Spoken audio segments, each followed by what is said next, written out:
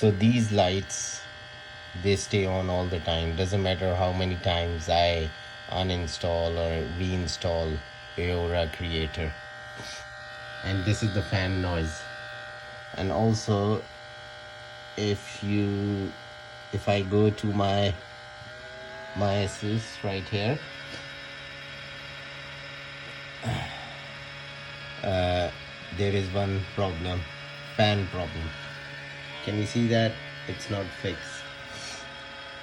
And now this keyboard issue, the lights, I can't switch them off. These stays on, doesn't matter how many times I uninstall and reinstall this application right here.